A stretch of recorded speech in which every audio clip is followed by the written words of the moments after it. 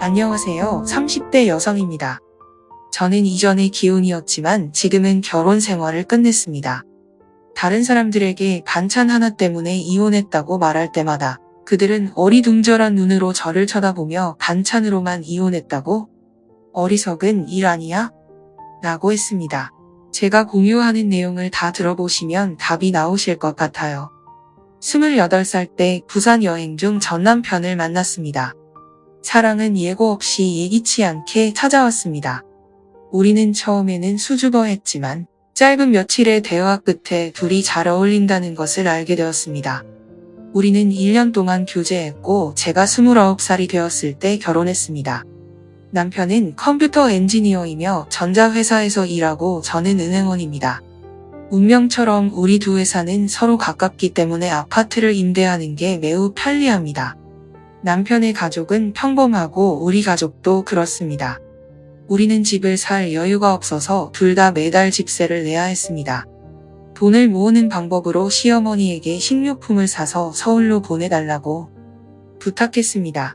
시골집에서는 근면하신 시어머니가 깨끗한 채소밭과 장미덤불을 가꾸고 계십니다. 시아버지는 농부이고 근면하지만 시어머니에 비하면 아직 평범한 편이십니다. 남편의 부모님은 서울보다 물가가 훨씬 저렴하다 해서 시골에 사십니다.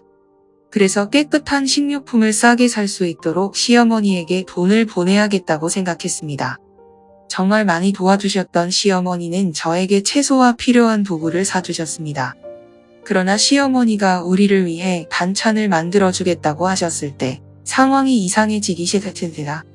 어느 날 시어머니가 보내주신 식료품 상자를 열어보니 신선한 야채 몇 개와 큰 투명새 통뿐이었습니다. 열어보니 김치, 단무지, 파김치였습니다. 전화해 물어보니 시어머니가 사주신 절반을 반찬으로 만들어주셨다는 답변을 받았습니다. 물론 시어머니가 우리 부부를 사랑하셔서 이렇게 하시는 건 이해하지만 사랑의 요리라고 해도 여전히 끔찍한 맛이었습니다. 결혼하기 전에 시어머니가 여러 번 요리를 해주셨고 항상 감사하고 웃는 얼굴로 식사를 했는데 그 요리들이 정말 무서웠습니다.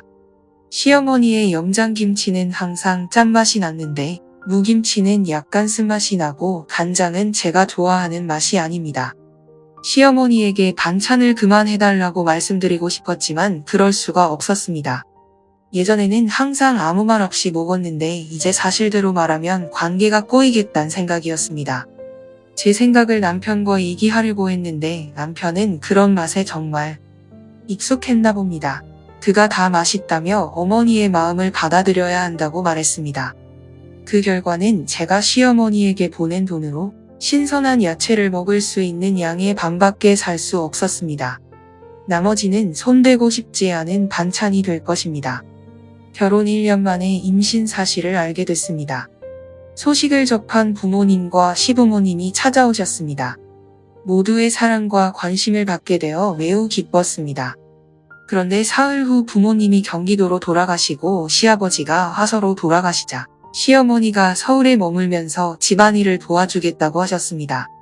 좋은 일이라고 생각했는데 시어머니와 함께 사는 게 생각보다 힘들어졌습니다.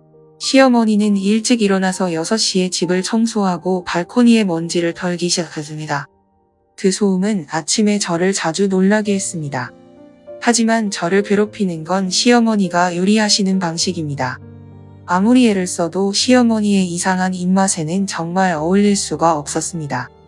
예전에는 맛있게 먹는 척 할 수 있었는데 임신 중에는 메스꺼움이 감정에 솔직해지도록 만들었습니다.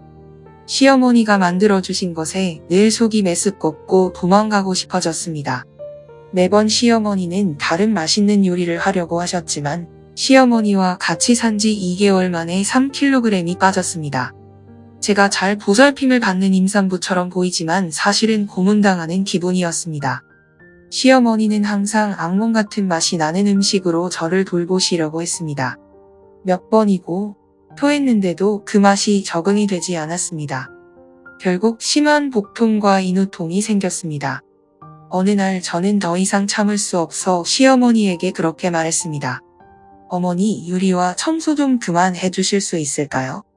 아침에 시끄러운 소리와 맛없는 걸 먹어야 하는 것 정말 지쳐요. 정말 어머니 만들어준 걸 먹을 수 없어요.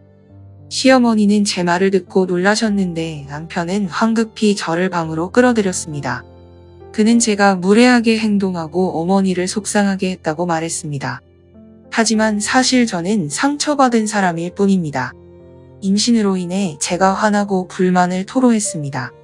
우리 둘이 말다툼을 하다가 갑자기 남편이 제 뺨을 때렸습니다. 깜짝 놀라 눈물이 뚝뚝 떨어졌고 남편은 제 생각을 전혀 신경 쓰지 않는다는 걸 깨달았습니다. 시어머니가 저를 불편하게 만들었더라도 전 남편은 제 모든 불쾌감을 무시했습니다. 그러고는 제가 임신 4개월인데도 남편은 제 뺨을 때렸습니다. 그 순간 정신이 번쩍 들었고 단호하게 이혼하기로 결정했습니다. 결국 저는 오늘의 미혼모가 되었습니다. 말 그대로 엉뚱한 반찬 때문에 결혼 생활을 끝냈습니다. 하지만 지금까지 항상 그것이 옳은 일이라고 느낍니다. 제 이야기는 여기서 마치겠습니다. 끝까지 들어주셔서 감사합니다.